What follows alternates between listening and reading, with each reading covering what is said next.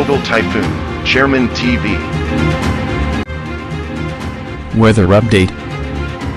Helping homeless people. Please subscribe.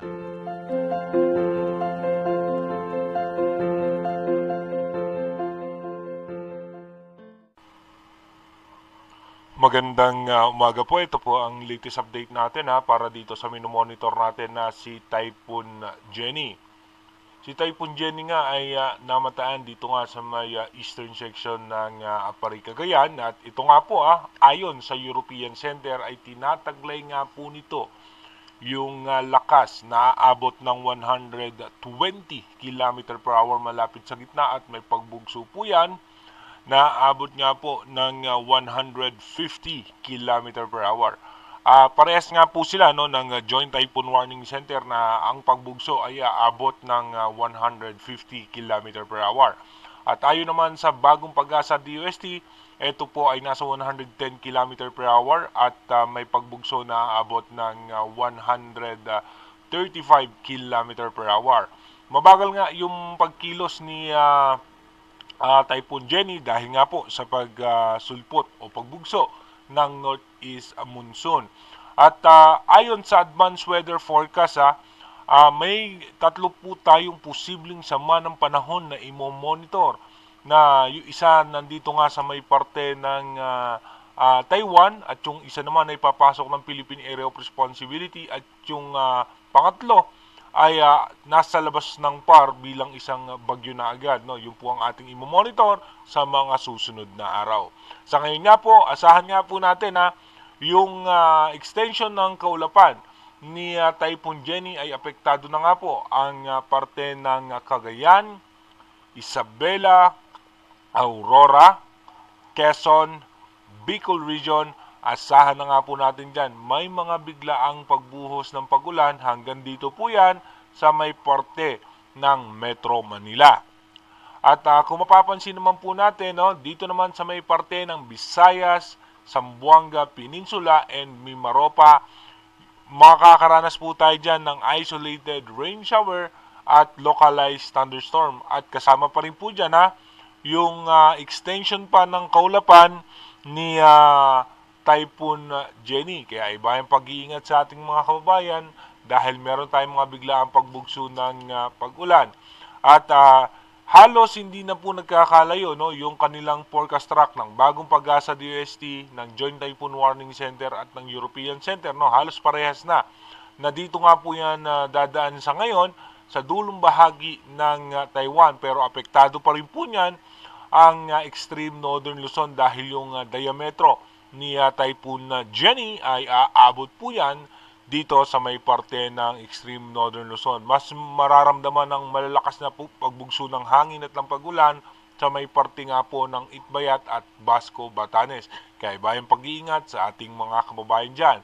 Ito nga po yung forecast track prediction ng European Center. Mapapansin nga natin, mas lalakas pa po yan si Typhoon Jenny at aangat nga po patungo dito sa dulong bahagi ng Taiwan at posible nga po magkaroon ng landfall scenario sa may parte ng Taiwan.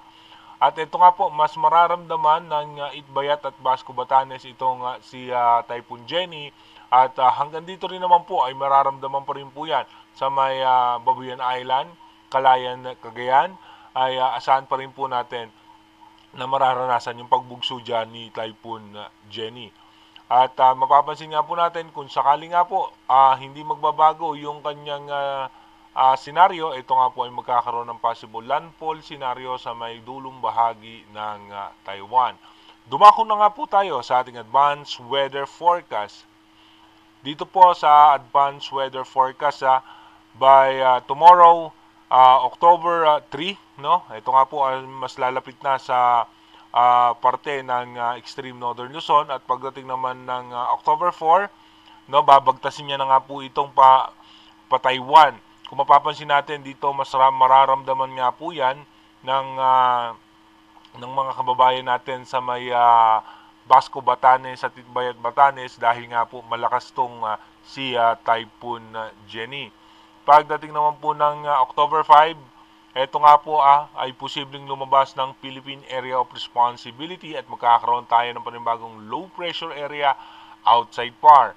Pagdating naman po ng October 6, ito nga po ay posibleng maglandfall dito sa may parte ng China at tayo po ay makakaranas pa rin ng mga pabugso-bugso ng pagulan o yung mga isolated rain shower. Bunsod pa po yan na umiiral na northeast, ng southwest monsoon, no? Pagdating naman po ng October 7, no, magkakaroon pa rin tayong mga posibleng pagulan at ito nga po, yung low pressure area outside PAR, yung northeast monsoon nga natin, posible nga po yung umabot hanggang dito nga pa rin sa may parte ng extreme northern Luzon. Pagdating naman po ng October 8, dito magkakaroon nga po mapapansin nyo, magkakaroon ng posibleng panibagong bagyo. Ito po, sa ngayon, mababa naman ang tsansa niya na pumasok ng Philippine Area of Responsibility. Pero, ito naman pong isang low pressure area ay posible nang pumasok yan ng bansa. At ito po ay sa ngayon, medyo mababa ang kanyang tsansa na maging isang bagyo. Posible nga po na ito po ay low pressure area lamang, no, na papasok dito sa Philippine Area of Responsibility. Pagdating naman ng October 9, ito na nga po yung low pressure area, no. Ito ay nasa eastern section ng Bicol region. At pagdating naman ng October 10, mapapansin nyo nga po yung bagyo dito sa may parte ng karagatan ng China at ng Japan ay almost stationary, no, halos hindi gumagalaw. At yung low pressure area nga po ay nasa eastern section na po yan ng Central Luzon.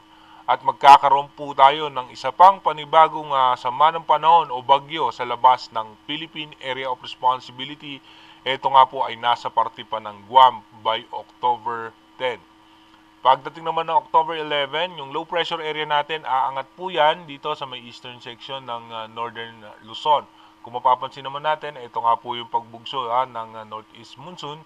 At sa ngayon nga po, ito po ay mababa pa rin ang tsansa na maging bagyo.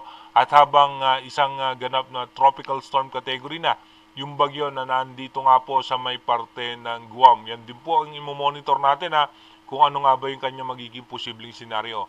Again, inuulit po natin yung nakikita natin ngayon sa Advanced Weather Forecast Prediction ng European Center. Malaki pa po ang tsansa, no, na magbago po lahat na nakikita natin. Kaya manatili tayong tumutok sa ating advanced weather forecast para malaman natin kung ito nga bang tatlong panibagong sama ng panahon ay makakaapekto ba sa ating bansa. Kaya lagi tayong tumutok sa ating advanced weather forecast para malaman natin kung ano nga ba yung mga posibleng sama ng panahon na makakaapekto sa ating bansa. Mag-iingat po tayo palagi. God bless po sa ating lahat.